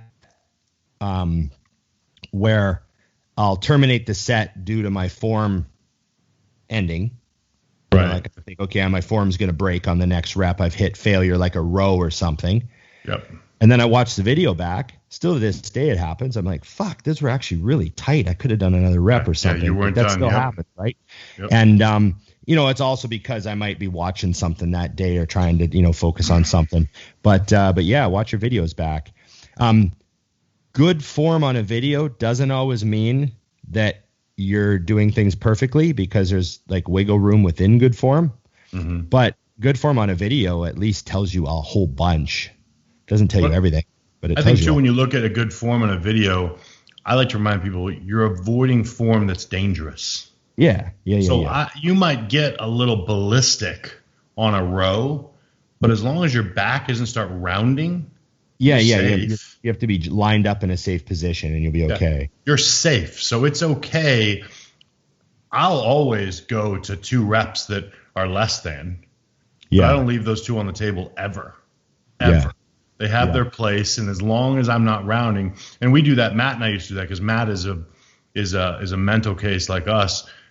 I sometimes have to stop him because he'll start. I'll know he's going to go for another rep, and I'm like, done, and he'll stop because he knows. I'm like, I know you're going to go for one more, and you might get it, but you shouldn't. Yeah, no, my training partner and I because he's aggro, he's trying to make huge progress right now. So there's the odd time where I'll be spotting him on like the incline. Yep. And I'm like, oh, this is his last rep because I'm pulling like, enough that I'm like, this is it. But then, so like the other day I went to pull the bar back and he was like, no, I want one more. And he started going down. And I was like, well, I guess we're doing one more because it's, you don't want to already decided. Yeah. But then I was like, fuck, it was a negative essentially. And fucking, I got it off him. And then he laughed after. He's like, oh yeah, you totally had that. Good upright row. I was like, yeah. Not always bad, but yeah, I like to do that. I'll do the communication. I'm like, last one, I'll tell them. What are your go-to pizza toppings? You ready? Yes. Margarita pizza. That's what I get every time. You know this. If it's not a margarita pizza, then I get cheese. Oh, okay. You just like cheese pizza. I don't do any toppings at all, so I'm very boring. Okay. I'm all protein. I don't do anything else on my pizza. So I'll do like steak and ground beef and chicken or ham and beef or something like that. But I don't put anything but meat on my pizza. That's obviously we do the cheese or the chicken on the margarita. But that's it. Yeah. That goes without saying in my brain. Okay. They're so disappointed in that answer from both of us, just so you know. No, that's funny. You're a classy guy, Dusty. Keeping it simple. Well, I'm also just boring as shit. Could be that too. Okay. Here you go. You can define this for someone. What is a cluster set? Oh, so I've seen a lot of different cluster set patterns written out, and there seem to be like 3 main ones that I see circulate around, but then I don't really pay that much fucking attention to what everyone's doing, so I'm not really sure. But when I tell clients to do a cluster set, it's either 3 rounds of 8 with 20 seconds rest with the same weight, and you're trying to. I mean, they're a little tricky when you first start doing them because you misjudge the weight all the time, but you're trying to get it so that it's like 8, and then like a brutal 8 that maybe you need to spot on for a couple reps. Yes, the idea is you got 24 reps that had you tried to do them all at once, you couldn't have gotten. Yeah, so it's a volume ram into a short period of time with a really good muscular failure on the end of it. Yep. It's essentially what it is. You're ramming volume into a time period. So it's like a math formula, but with obviously a accumulated fatigue. Right. Short rest periods. And then the other one that I use that we've been using is 4 rounds of 5. Yep. That's what I usually do. With 15 to 20 seconds rest, depending on the movement. And I have done the 4 rounds of 5 where on my 3rd round of 5, I know I'm not getting 5 in the next one, but we're doing it anyways. Right. Or what we'll do sometimes is if we realize we've misjudged a weight, we'll just do a quick little adjustment on the last round. Like just pull like a 10 off each side or something. Right. And then you just make note. But yeah, I really like them. They're good. And the reason I like them is because the weights aren't heavy. They're not rest pause. Rest pause is different. Right. So with 4 rounds of 5, and when I say they're not heavy, obviously, yeah, they're heavy. People see Ian doing cluster sets with 5 plates on the hammer press and stuff. So yeah, they're heavy, but relative for my joints, I find them great to finish with, actually. Like, plus, I mean, you got to keep in mind the difference on a cluster set is your first 5, you're stopping because you got to 5. Yeah, it's an easy 5. On a rest pause, you don't stop until you fail on every attempt. Yeah. There's really only one attempt on a cluster that the goal is to get to that final 5 reps and not be able to do a 6th. Yeah. So the perfect cluster set I find is on the 3rd round. I'm at I'll pull a little lab term out, the perceived rate of exertion, your PRE. Ooh. Don't get in a fight like last time about the correct formula of this. Yeah. So the perceived rate of exertion, I've had some clusters where the third round is like an 8. Like I almost failed. But then with that 20-second rest, I'm able to get another 4, and then there's like a total fail, Right. And you get that 5th rep with a spot or something. So and those are the best sets because you're like, fuck, that was brutal. That was a lot of work. Yeah. You know? Actually, I like those, actually. It's something different to toss in from time to time. Yeah, and we sort of use them a little later in the workout. I know you can start with them like rest pauses too, movements and stuff. So yeah, they're fun. They're enjoyable. Well, at the end of the day, we actually do want to enjoy this shit. Yeah. I had a really nasty set of hack squats yesterday, Dusty. It was one of those. Why didn't you share the footage off of your camera? Yeah, I should. I should go get it today. It was one of those sets where I had a lot of like stress over the weekend, Right. And I had like a little bit of I don't know what's the word, rage. Oh, nice. Just a rage. Just a sprinkle of rage. That was, contained inside me that I've been keeping inside for days and days, just pushing it down. And I just was able to just sort of exercise all my demons on my first main set of hack squats yesterday. And even my training partner noticed. He's like, you feel better? You got a little out there on that one, didn't you? I think I let out like a woo, like on like rep 8, like I was just getting it all out. Yeah. It's a good place. And then I was like emotionally empty for the rest of the workout. I was just like a robot just doing sets. I had no problems, nothing. You cleared it. You emptied. That's cleared, perfect. Completely cleared. Like a toilet, just like a airplane toilet. Empty. I like that you got specific so I could understand which one, and now I totally get that. Yeah, and they say you're supposed to do one thing every day that scares you a little bit. Yeah. And that's my favorite thing about training legs is, legs I still get that one set every workout where I'm like, okay, here we go. What am I made of? Yeah. I get that when I go out in public and just see people. Say, annoy the fuck out of me. That's awesome.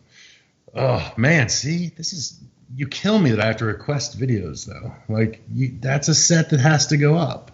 I know. I'll see if I can pull it off the cams. The problem is that hack squat's kind of tucked in the corner. It's not because it's perfect for the pendulum. Yes. That camera. Yes. I had a good question the other day. How long can you bulk for? And I answered on the phone. I said, well, my first bulk was 7 years long. And I went 137 to 265. I mean, number one, the answer is yes to exactly what you said. But you know what the difference is you actually were, I hate that word, but I'm going to say it just because it was used, bulking the whole time. You were focused. You were grinding and growing. What I hate that comes along with bulking, growing, whatever you want to call it, is people fall asleep at the wheel and they take weeks off at a time. They don't even realize they're taking, and days off at a time they don't realize they're taking. Like, you need to have the same obsession with your off season and your bulking as you do your pre-contest. If you don't, you're not bodybuilding. Yeah. You're just not. Like, when I decided, all right, I'm going to actually like film and document what I'm doing, I literally called my guy and said, when can you be here? Because that's when I'm actually starting. And it's going to be exactly what I'm doing. Because I want people to see, it's like, yeah, this is a fucking diet. Yeah, there won't be pops into Chipotle unless I'm eating an additional meal. Right. You know what I mean? Because I do think that I know I was guilty of that for years when I was younger. Bulking meant eat like an asshole and kind of eat a lot, but maybe not. And think you were always eating a lot, but not really. Right. See, I had meals right from the beginning. Like, you were a machine.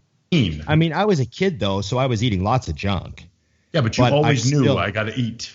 Yeah, and I had my shakes for my breaks at school. Like, all through high school, I had structured meal plan. Like, I would put my 3 meals for school and my pre-workout snack all in my bag. You know, like, so even though I was eating like an asshole in a lot of ways as a teenager, you can get away with. I mean, I could eat fuck or whatever I wanted. Though.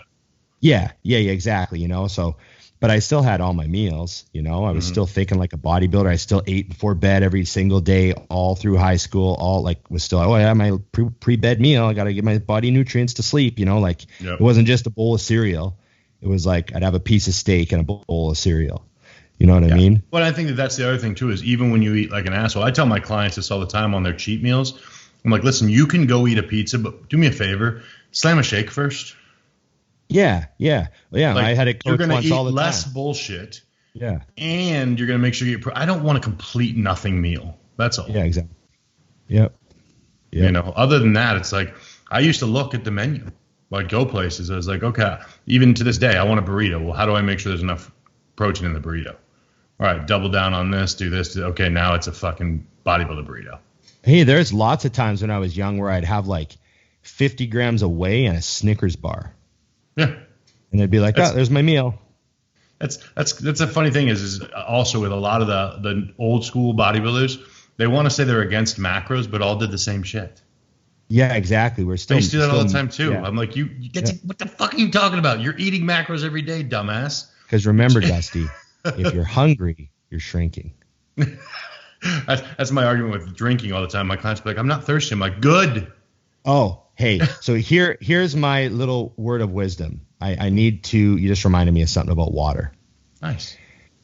You get a lot of questions. How much water should I be drinking? Right? Like, I only drink 2 liters a day. Do you think there's a reason why my workouts aren't good?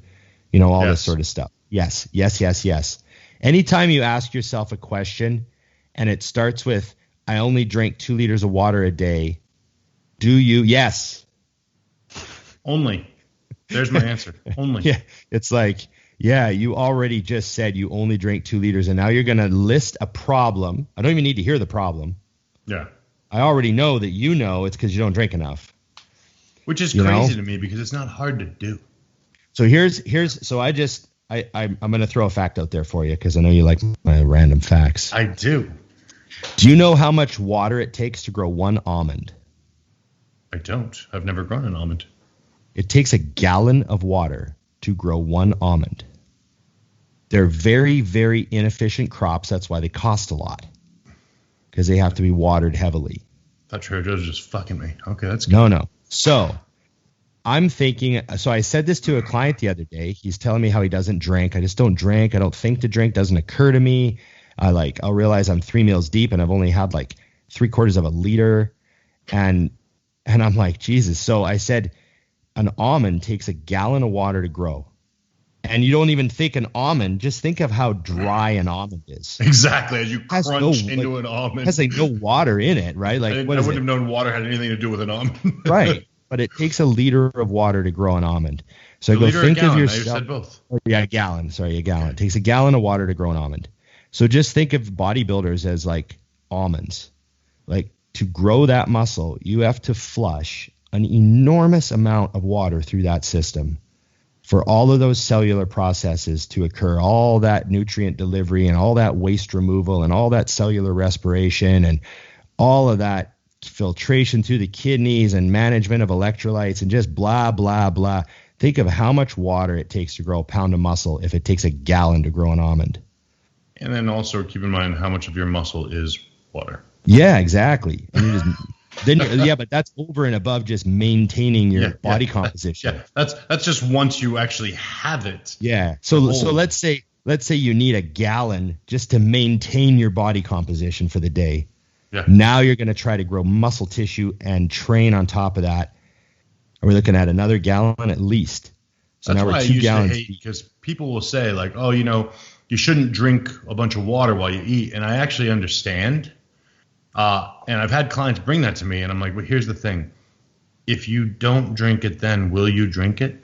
Yeah, like it just becomes a water in the day. Yeah. Total. Like, no, you won't. Just get it down. Like, fuck I it. love washing my food down. I don't care. I drink so much. I drink so much when I eat. You know that. I drink a liter with every meal.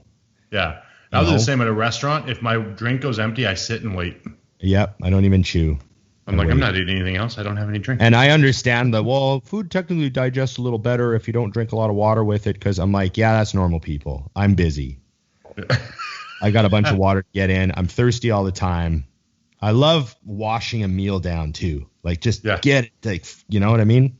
Yeah. So when you're eating as much as you do in the off season, and I know the water fills your stomach, but sometimes I found it was chew, rinse, because I didn't want to like swallow the food. I just wanted to rinse it down my throat. Yeah, no, that's important. I'm glad you brought it up, because that's a conversation I have all the time. They're like, I got to get the water up. I'm like, why is this? This takes no talent.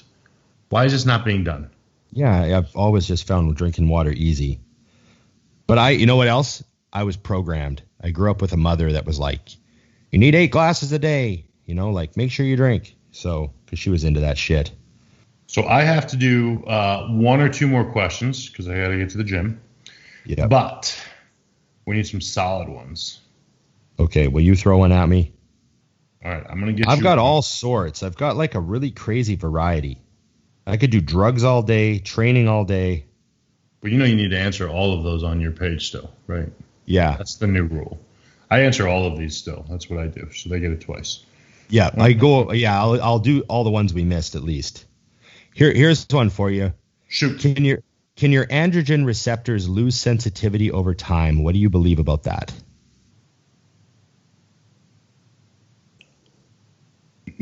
No, is what I believe. I understand, and I do get the science of it and all those things, and I get the point. But the bottom line is your hormone levels and your androgens are there. It's there. It's in your body. It's going to be used. I think what bodybuilders notice more than anything is your levels have changed. It doesn't feel like the first time. When I take a full cycle now, like biggest cycle of my life, I don't feel what I used to feel when I took 1 ampule of whatever when I first started, because the change from my normal high testosterone levels at 25 to adding 200 milligrams of testosterone was fucking bananas. Right. Now I don't feel that stuff because I feel this way all the time. I don't feel any different when I'm on drugs or off either. So I don't know. Right. But no, so I don't feel a bunch with that. I saw a study that actually showed that using testosterone actually raised the sensitivity of your androgen receptors, which was interesting. So, but either way, they don't dumb down like people, people think all things dumb receptors down equally, like clenbuterol, tends to within a shorter period of time, whereas ephedrine, that'll stimulate receptors equally for fucking months and months and months and months and months. That's what I've read. Yeah. No, so everyone thinks that all these drugs, and yes, drugs do, but you have to remember androgens are a little different than just drugs. They're hormones. Like, you know what I mean? They're a little bit different. And I have read some stuff about androgen receptors in the brain. That's why your first cycle is like, holy fuck. Right. So, but there's also a difference between how something, like, just because something doesn't feel the same doesn't mean the receptors aren't as strong. Right. You know, there's other things going on too, but I don't think it's I mean, that's why we used to cycle off, was because we used to say, oh, you got to clean out your receptors. Yep. But I've never seen any real evidence that you have to do that now. Well, that's why now, I mean, if you get into the science of it, they'll tell you, well, unless you're planning on going off and staying off for a year, right, your body's not going to recover enough to make it worth what you did by coming off.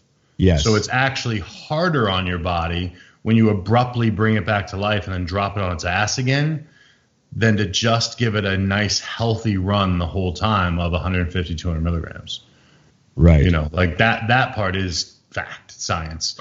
But I really think a lot of you guys need to dumb down further, get a little bit out. I mean, don't get me wrong. Science is important. It is good to know facts, but also pay attention to what you feel. You know, I think that there's so much desire to be right, and questions and science has kind of killed things. You know, like I always tell people, the muscle that you feel when you're doing an exercise, that's the one you're working. Generally, yeah. Like, meaning, don't, like, for example, I had a guy ask me earlier, why am I feeling my lats on a press day? Because you're using them. That's why. And guess what? It's oftentimes that'll happen because you're working around an injury you may not even realize is there. I use my lats on shoulder presses because I can't move my left shoulder properly. So we're fixing my shoulder because we realized, oh shit, my lats are doing a ton of the work. That's why guys are seeing me doing a bunch of laterals now. Just my like lats it's are because stealing the exercise. Because it has to stabilize so much, so it's like, yeah, because I have no power in a certain range of motion in my shoulder, so my lats just do it because I'm a meathead and refuse to not do the movement. So my body goes, well, I can do it. I'm just not going to do it the way I'm supposed to. Right. You see what I'm saying? Things but that's why you go, in. oh, I can feel that. Well, that's because they're working. Right. You know, it is that simple if you break it down there. And I'm one that doesn't really care why. I'm like, okay, well, then how do we fix it? Okay. All right. We got time for one more. One more from you. Yes. Let's see here. All right. I like this one. So we're going to go with it. Basic, easy. I can only afford GH half of the year. Do I use it pre-contest or off-season? Pre-contest only if you have any financial issues at all. Yep. Yeah, no question. Yeah, don't waste any money on it off-season if you can't afford to. Also, my advice to every bodybuilder out there is make sure you're not spending all your money on gear and not investing and not doing something with you know what I mean? Mm-hmm. Like, I'm so lucky I got talked into doing some stuff when I was young with just a couple $100 a month.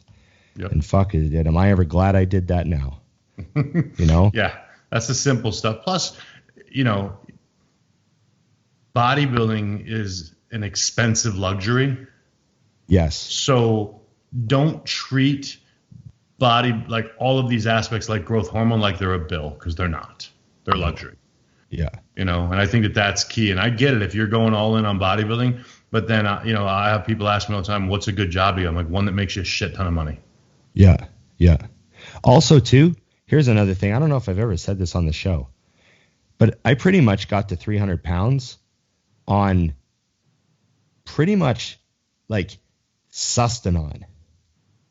Yeah. Like I did not use a lot of anabolics. Like, I was all the way to national level. I would just dabble with anabolics during my preps, and they would be such a small portion of my doses. Test was the cheapest. Test worked great. I would do nothing but test off season. You know what I mean? Like, when I was like 23 and I won the Albertas with nothing but testosterone essentially, and I think I used a handful of Halo, like literally I dumped some in my hand and said, here's some Halo. Like, you know, I'll count them when I get home. I think it was I put them in at the end, you know, and I you know, my first few nationals, I think I had like test and then like 50 tabs of Winnie or something. Like, almost all my gains, like all my size and getting to 300 and getting my arms to 20 the first time and all that stuff was just testosterone. I mean, yeah, there were anabolics in there, of course. I used what I could get my hands on if it looked really good, but I was also very broke. I didn't have a lot of money, and I had to pay bills, and I had to, you know, be smart and, you know, not be broke and pay rent and buy all my own food. And so, yeah, it was like, hey, and whenever the dealer came to town with his gym bag, it was like, what's the best test you got? And he'd be like, I got some Russian sus, and I'd just buy fucking 100 of those. Yeah. Good. Let's do it. Yeah. You know, so that was how it used to be, man. But yeah, people spend way too much money on expensive extras. Yeah. Well, it's not a necessity at all. I mean, I could say that since I competed, I haven't done growth. I haven't competed in years. Yeah, no one looking at me would know that. Last time I used growth was when I dumped a bunch into my system when I tore my quad and had my surgery. Yeah. And see, and for me, it came the exact same way. Why? Yeah. I can afford it, but why? Like, I don't need it, you know? So that's that. I mean, you know, and I think when I compete again, I'll do it again. Yeah. So, well, man, good. I used to have a shit ton of questions, so I might even use some for next filler. If now that we had Jose, we'll get him in on some of these too. Jose's going to be good. And remember Jose's coming up next week, so get your questions ready. We will throw up some posts, and you can hammer us. We'll have to get a goofy picture of Jose to use. We have hundreds. Okay. So him with a shot of tequila, completely unshaven. That's what I want to use for the questions. There you go. I could probably come up with that. I mean, we've got some odd shots of Jose we can definitely use. First time I met him, that was how he was. He had a white tank top, unshaven, looked like he hadn't shaved his chest, arms, or shoulders in like 6 months, holding a shot of tequila. That's how I met him. He's like, hey. Good shit, man. Yeah, he stood up on a chair. It was funny. Got to talk to Ron. He sends him on a chair.